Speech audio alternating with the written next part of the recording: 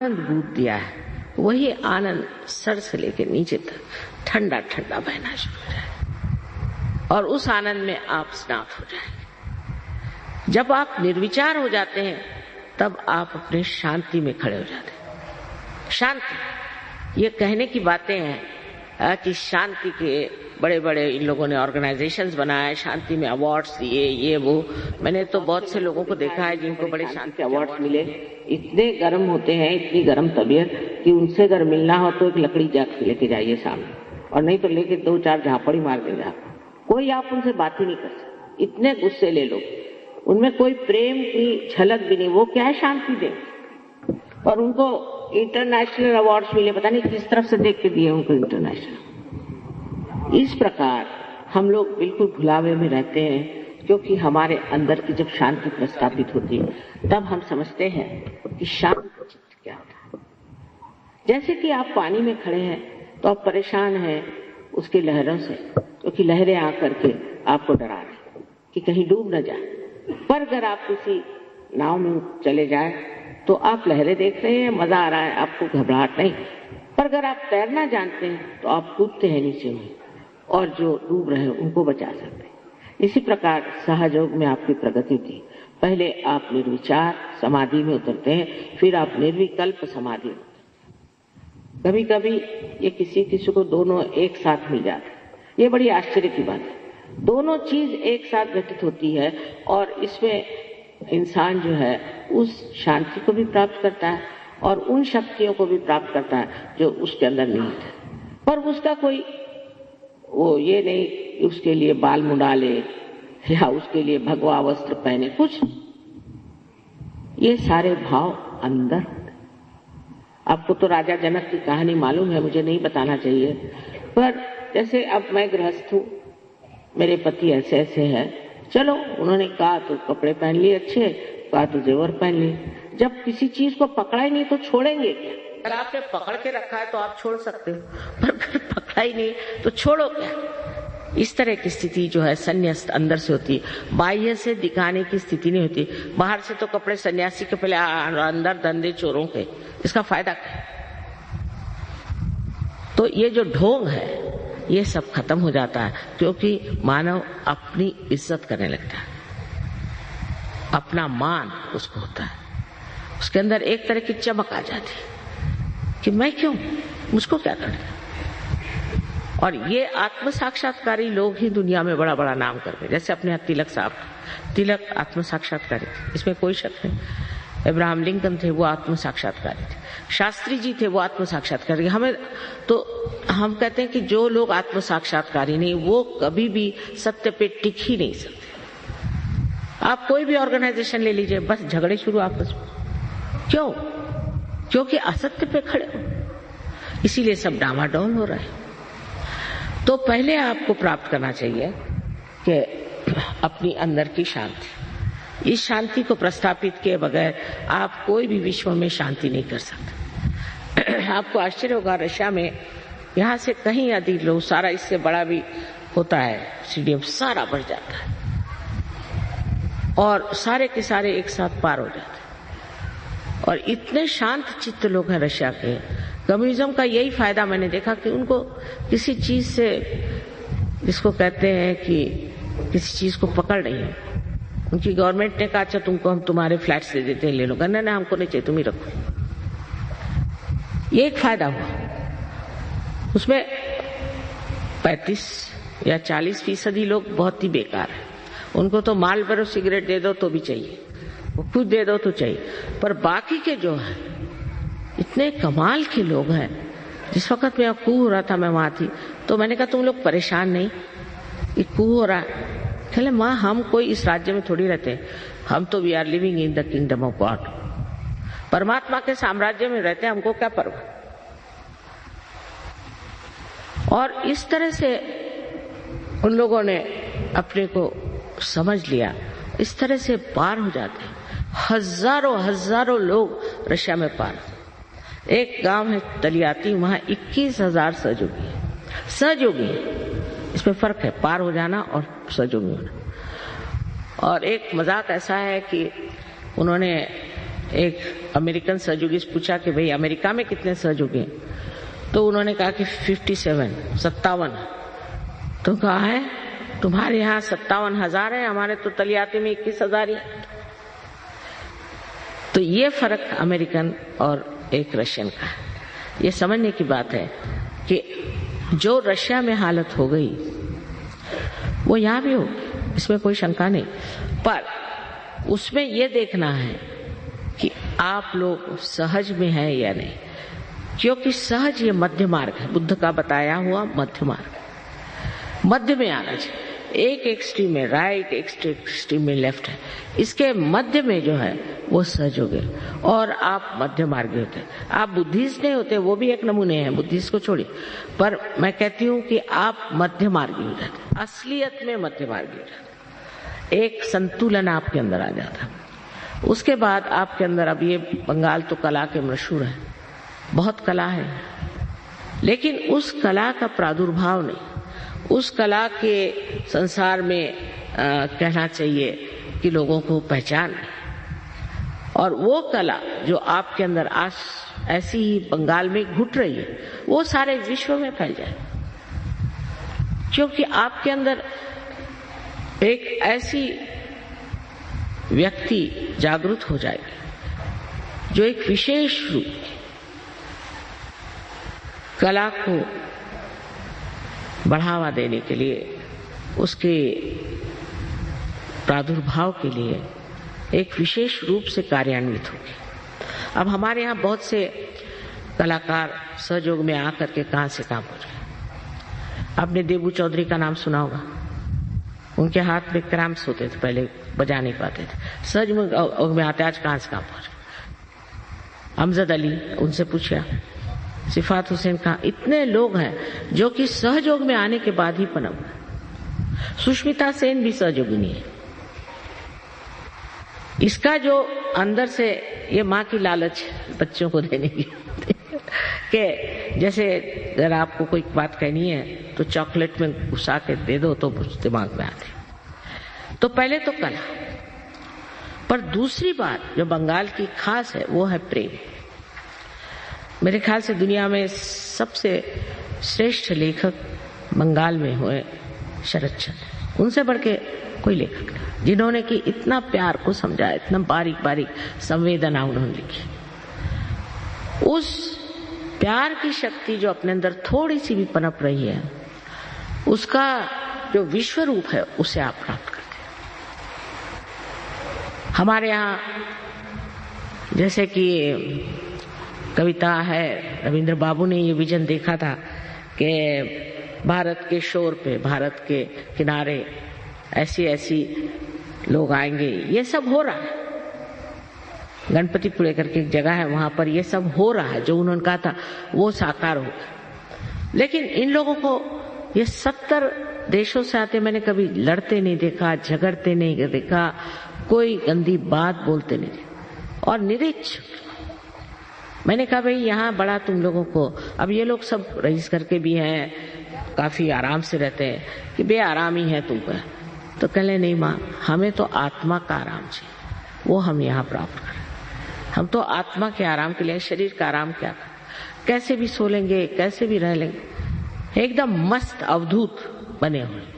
अब बताइए कि फॉरेन के लोग, इंग्लैंड में जो पहला हमारा ये हुआ मुठभेड़ हुई तो 7 ड्रग एडिक्ट्स के साथ 7। अब पढ़े लिखे, कोई प्रिंसिपल यहाँ का तो कोई प्रोफेसर वहां का, सब कैम्ब्रिज और ऑक्सफोर्ड के लोग 7, और उनसे जूझते जूझते 4 साल लग गए।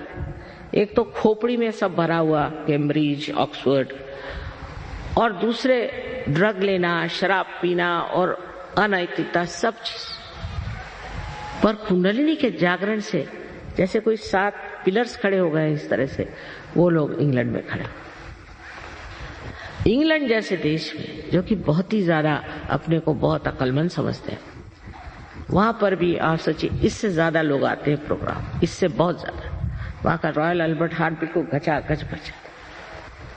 अब ये जरूर है कि बंगाल में देर से आए, लेकिन तो भी मुझे लगता है कि बंगाल देश का सबसे ज्यादा अधिकार सहयोग को प्राप्त करने का, क्योंकि यहाँ एक से एक कर्मवीर हो गए, धर्मवीर हो गए, हर तरह के लोग यहाँ हो। और इस देश में सहयोग फैलना बहुत जरूरी है।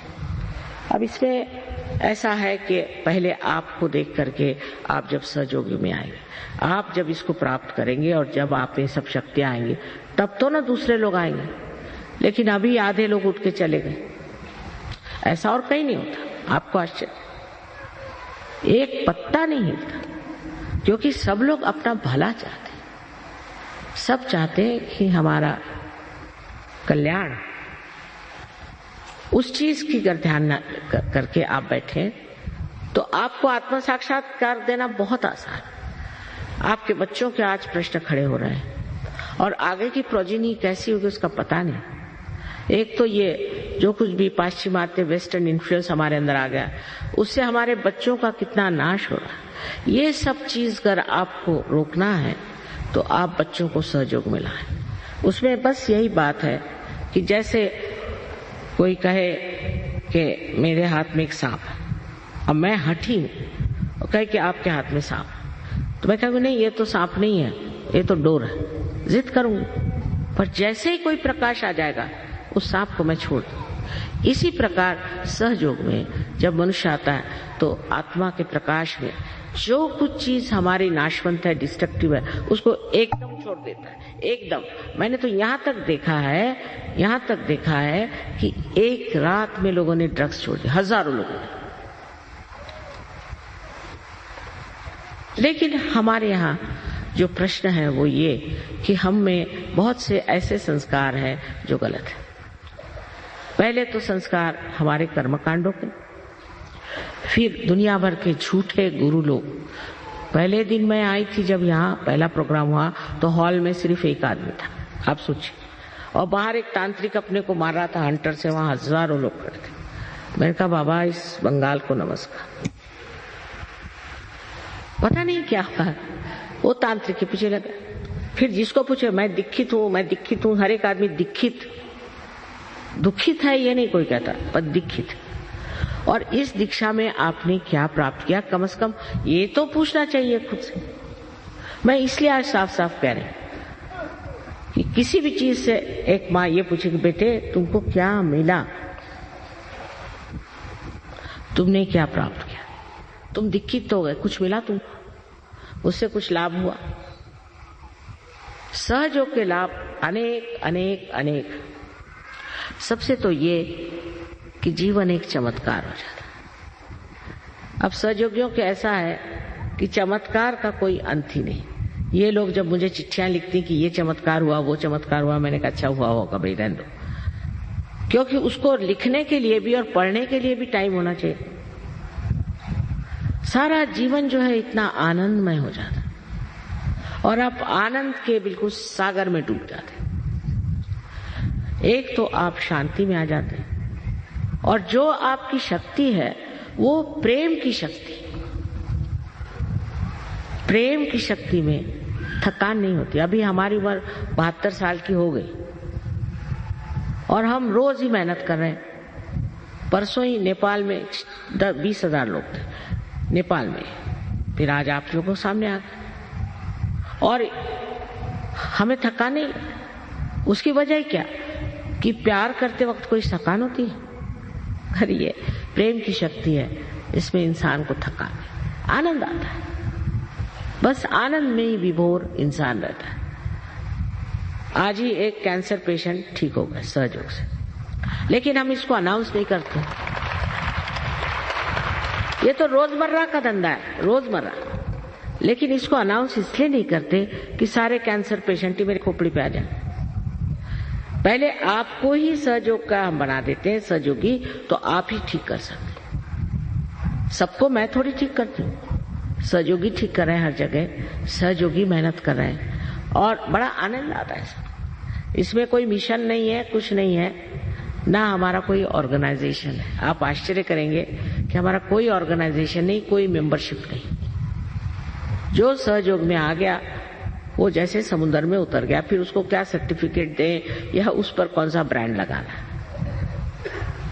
ये चीज आप सबको घटित हो सकती। सब आप प्राप्त कर सकते हैं, सिर्फ आपको हृदय से ये मांगना चाहिए।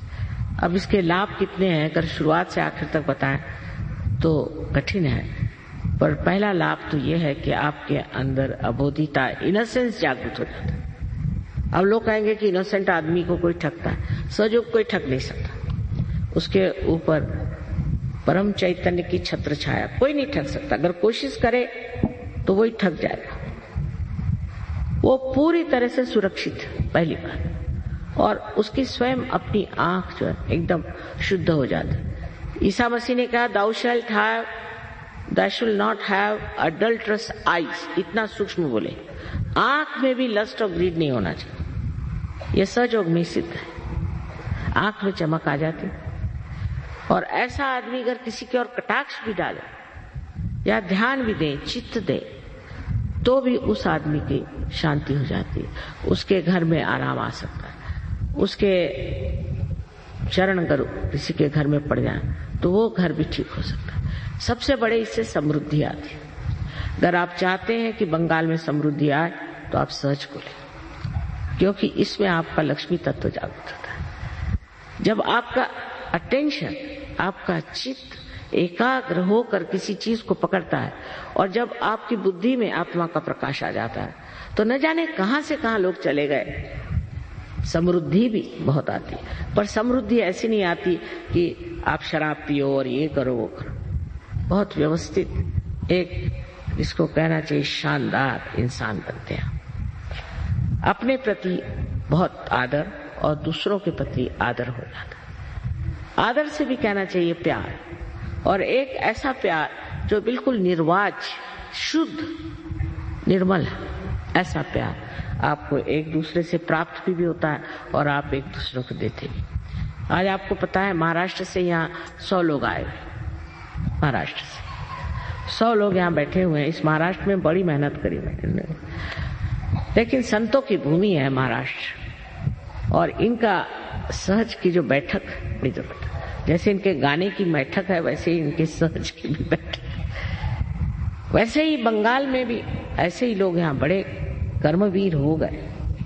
अब जरूरत है नए आंदोलन की और नए एवोल्यूशन की, जहां पर मनुष्य अपने उस स्तर में पहुंच जाए जो उसके लिए साध्य है और जो उसको मिलना ही।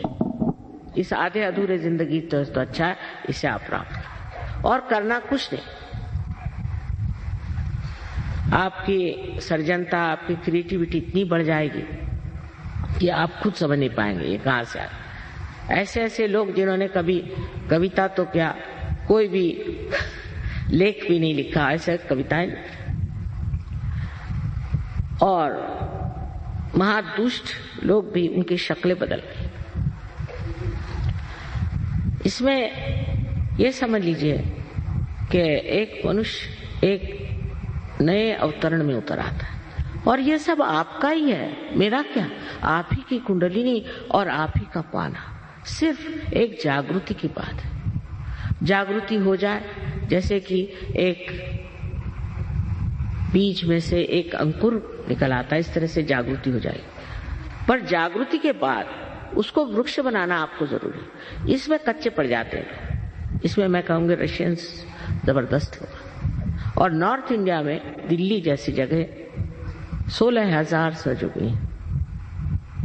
आप समझ सकते हैं कि नॉर्थ इंडिया, जहाँ की उनको दत्तात्रेय कौन मालूम नहीं, कुछ मालूम, कुंडलिनी को कुंडली कहते थे, ऐसे लोग इतने ऊंचे पद पर क्यों चले गए? उनमें कंडीशनिंग नहीं, कुछ कोई उनमें ऐसे संस्कार बैठे नहीं जिससे वो जकड़ गए। और बंगाल में तो सबसे सृजन शक्ति सबसे ज्यादा है। यहाँ पे भक्ति है, सृजनता है, सब कुछ है। सिर्फ एक बात की कमी कि अपने ऊपर विश्वास नहीं, आत्मविश्वास नहीं।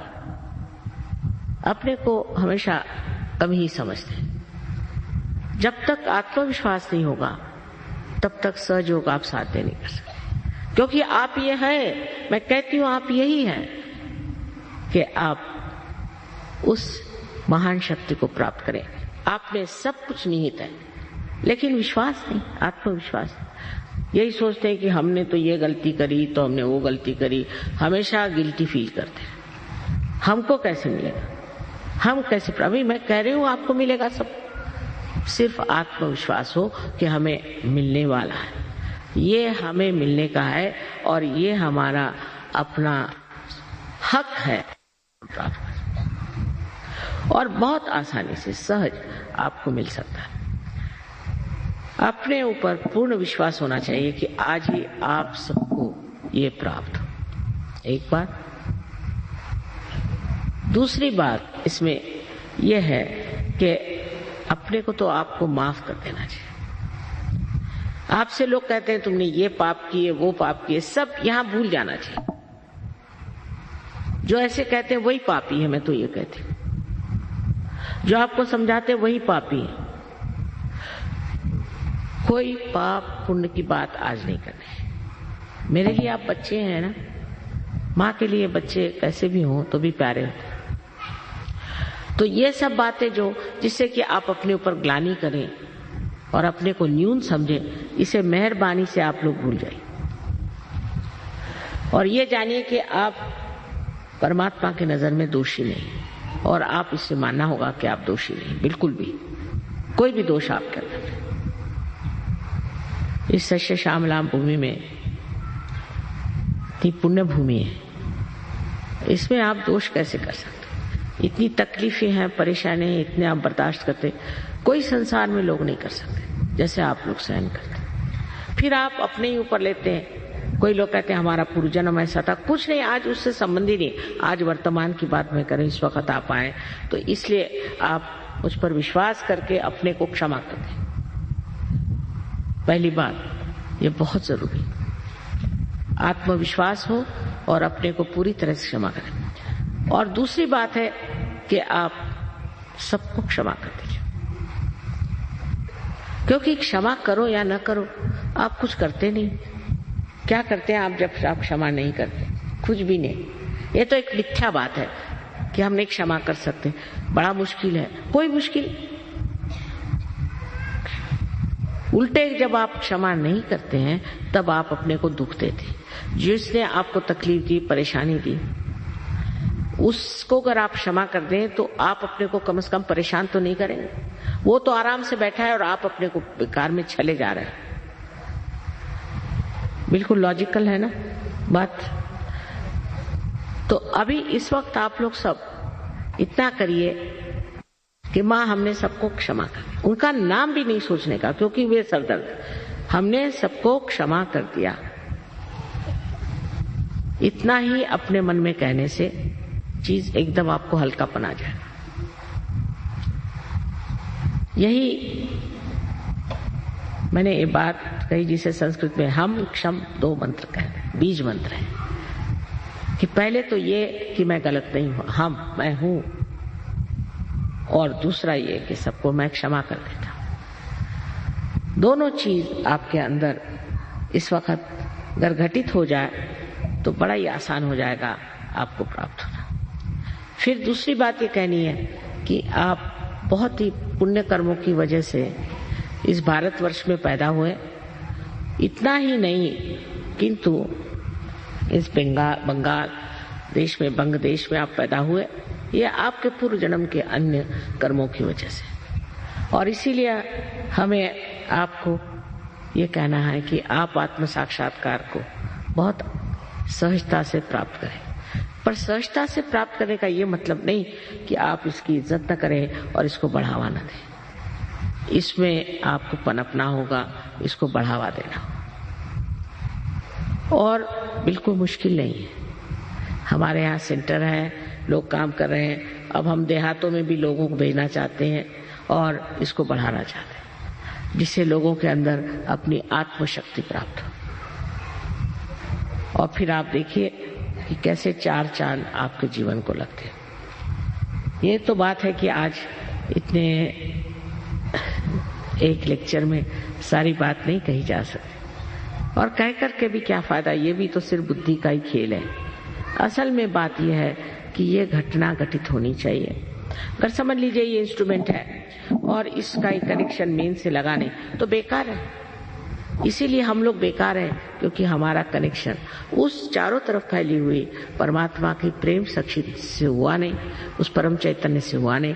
इसलिए हमारी कोई व्यक्तित्व नहीं है, आइडेंटिटी नहीं। और वो बहुत आसान, आप बिल्कुल इस चीज के लिए तैयार है और इसे आप प्राप्त कर सकते हैं।